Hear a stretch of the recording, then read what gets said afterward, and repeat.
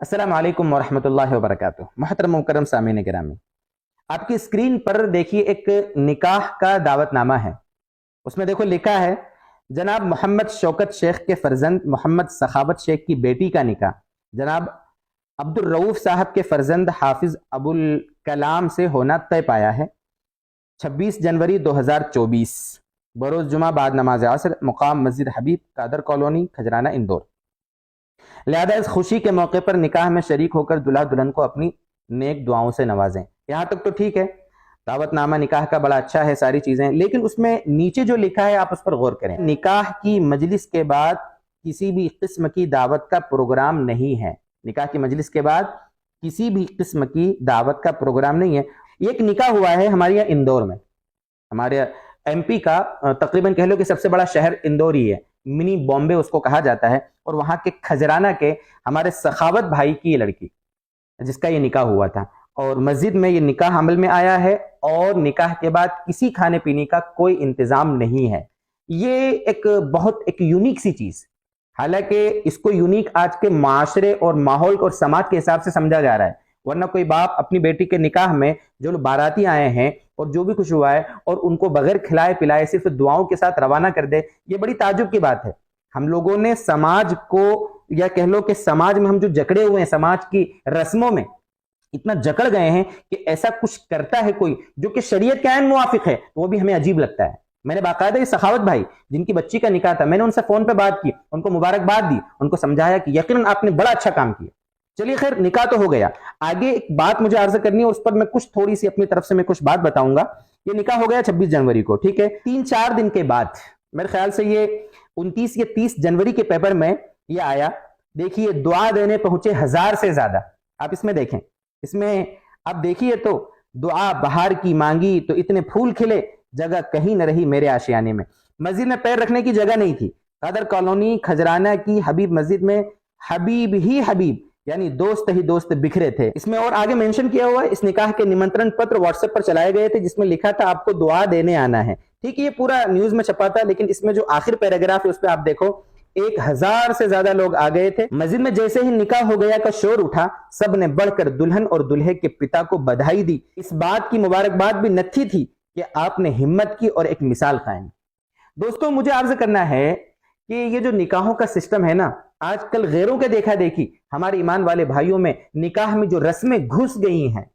اللہ مجھے معاف کرے، اللہ ہم سب کو معاف کرے۔ ہلدی کی رسم اور منڈوے کی رسم اور فلاں رسمیں اور پیراؤنی اور کیا کیا، ماں میرا، مجھے تو معلوم بھی نہیں ہے، ایسی ایسی رسمیں آ گئی۔ لوگ بیان کرتے ہیں کہ ہمارے یہاں یہ نکاح میں اس ٹائپ کی رسم انجام دی گئی، فلاں برادری میں یہ، فلاں برادری میں، الگ الگ برادریوں کے اندر۔ اس میں کوئی شبہ نہیں کہ غیر ایمان والے جو بھائی برادران وطن ہمارے آس پاس رہتے ہیں، ان کے ساتھ صدیوں تک رہنے کی وجہ سے یہ ساری رسمیں وہاں سے آئی ہیں، انہی میں سے یہ بارات بھی آ گئی ہے، انہی میں بارات کا کھانا آ گیا۔ میری بیٹی کی تو شادی میں ایسی کروں گا کہ پورا شہر والے یاد رکھیں گے، لاکھوں کا خرچ بیٹی کی شادی میں کر رہا ہے، جہیز کے نام پر کیا کیا چیزیں دلہا اس سے مانگ رہا ہے، بیچارہ دلہن کو یہ دے رہا ہے، اپنی بیٹی کو بیٹی دے رہا ہے، اپنے جگر کا ٹکڑا بھی دے رہا ہے، اور ساتھ میں لاکھوں روپے بھی اس کو خرچ کرنا پڑ رہے ہیں۔ دوستو بزرگوں، یہ صرف رسم ہے، یہ صرف اور صرف سماج کے ایک جکڑن ہے جس میں آج ہمارا سماج بالکل ایک دم کہہ لو جکڑا ہوا ہے۔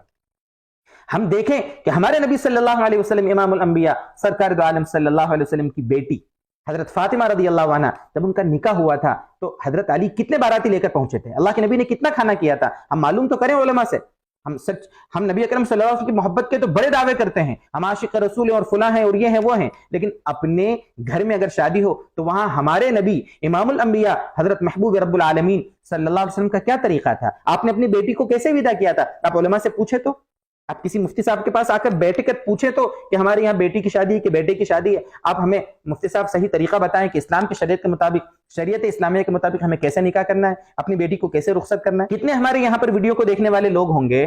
کہ ان کو اگر میں یہ کہوں کہ بھئی آپ کی شادی ہونی ہے نا، تو آپ آدھا گھنٹہ کسی مفتی صاحب کا ٹائم لو کہ مفتی صاحب میری شادی ہونے والی ہے، آپ مجھے بتاؤ شریعت کے حساب سے کیسے کرنا ہے۔ خود ہمارے نبی صلی اللہ علیہ وسلم کا نکاح حضرت عائشہ رضی اللہ عنہ سے ہوا، کتنی پیاری، آپ کی سب سے محبوب بیویوں میں سے تھی حضرت عائشہ رضی اللہ تعالیٰ عنہ۔ حضرت عائشہ رضی اللہ عنہ کی رخصتی کیسے ہوئی؟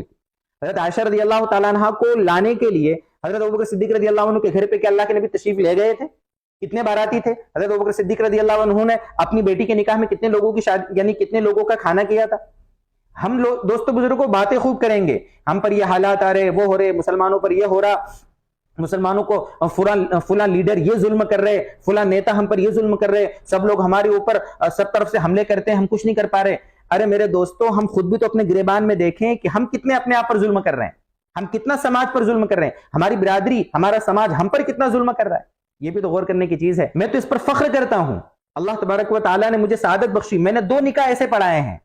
ایک نکاح تو ہمارے یہاں پڑوس میں، ہمارا جو ضلع ہے وہیں پر پاس میں ایک قصبہ، یہاں سے تقریباً 35 کلومیٹر، سلاود نام کا قصبہ، وہاں کے ایک حاجی اسحاق صاحب، اچھے تعلقات ہیں ان سے، بڑی محبت رکھتے ہیں حاجی اسحاق صاحب، تو ان کی بیٹی کا نکاح میں نے خود پڑھایا۔ گوگاواں ہمارے یہاں ایک قصبہ ہے، وہاں پر انہوں نے اپنی بیٹی کو اپنے رشتہ داروں میں ہی اس کو بیاہا ہے، تو اس کا نکاح میں نے پڑھایا۔ کوئی ایک مطلب کہہ لو کہ چائے بھی نہیں پی انہوں نے اپنی بیٹی کے سسرال میں، کچھ بھی نہیں۔ نکاح ہوا، کھجوریں یا کچھ جو بھی تقسیم کرنا تھا تقسیم کی، اور بیٹی کو دوسرے دن ودا کر کے آ گئے، مطلب چھوڑ کر آئے، ودا مطلب خود چھوڑ کر آئے۔ جو نبی اکرم صلی اللہ علیہ وسلم کے زمانے میں طریقہ رہتا تھا وہی طریقہ انہوں نے اپنایا، اور ماشاءاللہ بیٹی اپنے سسرال میں خوش ہے۔ اللہ تبارک و تعالیٰ نے اس کے ایک خوبصورت ننھی سی پری بھی عطا کر دی ہے، رحمت کی شکل میں اس کو بیٹی بھی ہوئی۔ یہیں پر ہمارے مدرسے کی مسجد میں اسی علاقے کے ایک حاجی شہاب الدین صاحب کی بچی کا نکاح، اس کو پڑھانے کی بھی مجھے سعادت حاصل ہوئی، وہ نکاح بھی ایسا ہی ہوا، بالکل سمپل سا، کوئی شادی نہیں، کوئی بینڈ باجا نہیں، کوئی بارات نہیں، کچھ بھی نہیں، اس طرح کی ساری خرافات۔ اس لیے میرے دوستو، وہ باپ دیکھو یہاں پر ہے نا، باپ کو بھی کبھی میں اپنی زبان میں کہوں نا کھجلی آتی ہے خرچ کرنے کی، اتنے لوگوں کو کھایا ہے، کھلانا پڑے گا۔ میرے ان کڑوے بولوں کو دوستو بزرگوں آپ سمجھنا، جذبات ہیں میرے دل کے۔ شادیوں کے اندر لڑکی کی شادی میں سادگی کو اپناؤ، سادگی کا ٹرینڈ لاؤ، آسانیاں پیدا کرو۔ ہاں لڑکا ہے ولیمہ کرے، کوئی مسئلہ نہیں، غریبوں کو بھی بلائے، امیروں کو بلائے، رشتہ داروں کو بلائے، جن کو بلانا ہے تعلق والوں کو بلائے، وہ ولیمے میں ہیں، ولیمے کی ترغیب ہے، ولیمے کے ہمارے نبی صلی اللہ علیہ وسلم نے ترغیب دی ہے۔ ولیمے کے کھانے کو تو بعض علماء نے واجب تک قرار دیا ہے، اس کی دعوت قبول کرنے کو، وہ الگ میٹر ہے، لیکن لڑکی کی شادی میں یہ سب کھانے وانے کا اور سب ماحول بنانا، دیکھو میں حلال حرام کی باتیں نہیں کر رہا ہوں، میں یہ نہیں کہہ رہا ہوں کہ لڑکی کی شادی میں کھانا حرام ہے، لیکن میں دوستو بزرگوں صحیح اسلام کی طرف اور صحیح جو ہمارے نبی صلی اللہ علیہ وسلم کے زمانے میں معاشرتی اور سماجی جو دین تھا، عائلی جو دین تھا،